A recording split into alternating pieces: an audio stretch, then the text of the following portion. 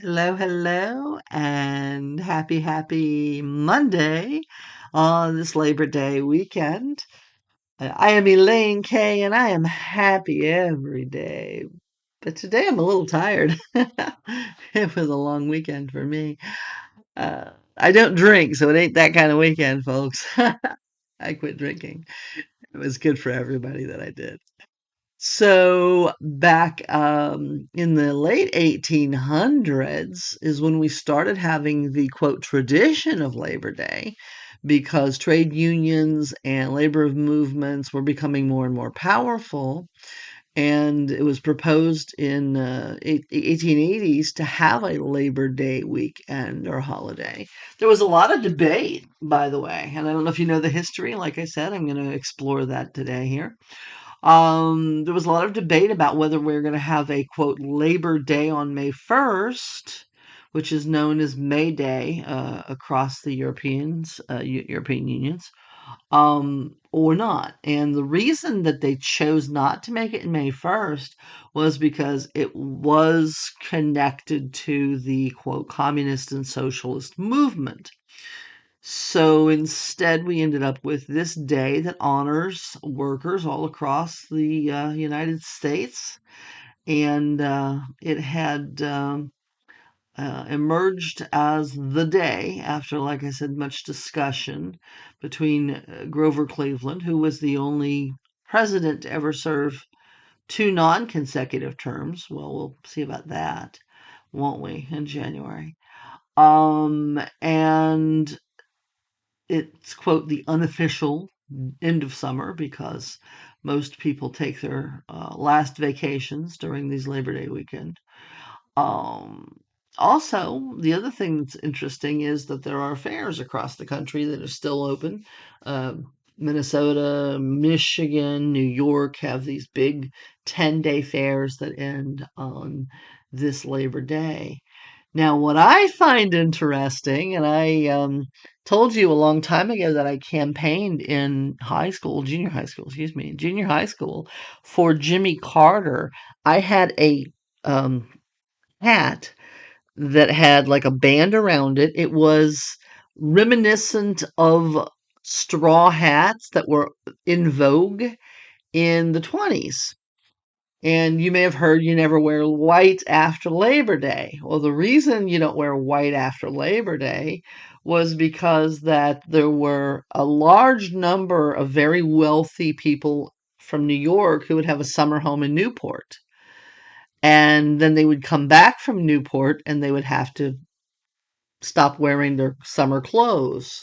So straw hats were part of that, and they weren't allowed to wear straw hats um, past September 15th. And in fact, a riot broke out in New York City in 1922 called the Straw Hat Riot.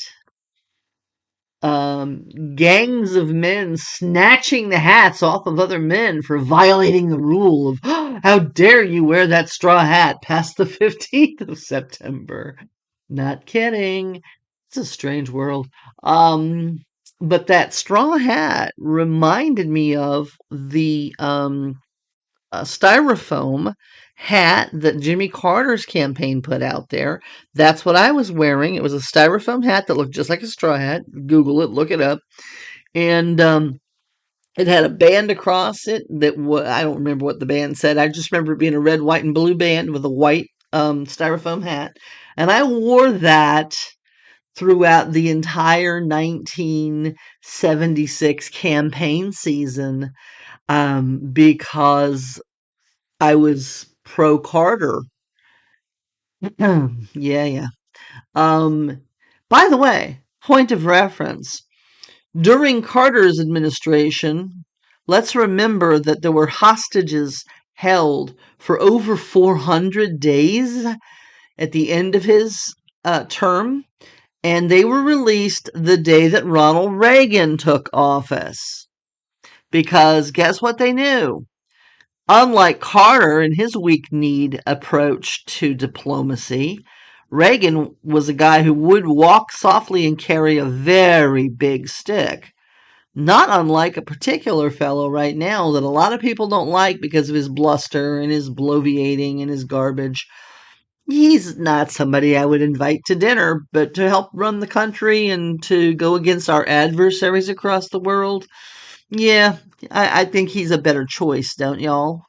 I mean, unless we want to have them cackled to death, our adversaries across the world, and we do have adversaries, in spite of the fact that the communist, socialist, Marxist movement wants us to believe we don't. It's kind of silly. But anyway, that's the Straw Hat thing. The Straw Hat Riot, like I said, took place in 1922.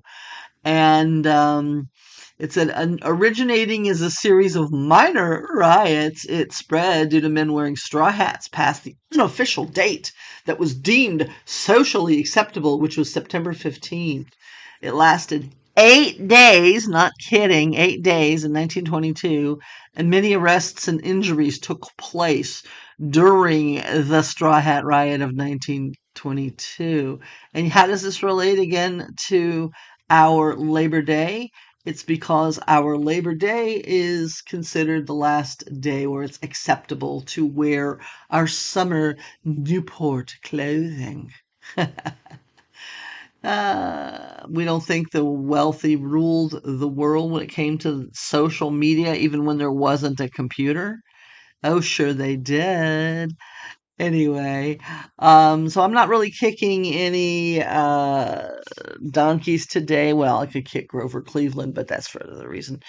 Not gonna slap any elephants today, but I could slap the guy running, elephant running, but that's for a different reason.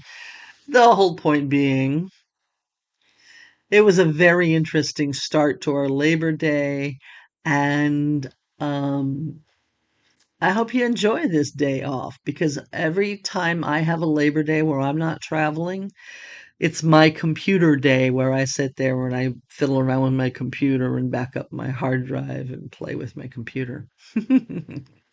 So here we are, 7 minutes into my little discussion, and I really hope you're having a wonderful, wonderful Monday. And I'm going to be taking a break. You'll hear me back on Tuesday, Wednesday, or Thursday. I'm not sure when. But look back for me by Wednesday. And hey, don't forget to subscribe. And you can email me if you want, suggesting topics. I've got a long list of them. But my email is pokingthatbear@gmail.com. Hey, hey, it's Elaine K signing off the same old way. Happy to wave my flag today.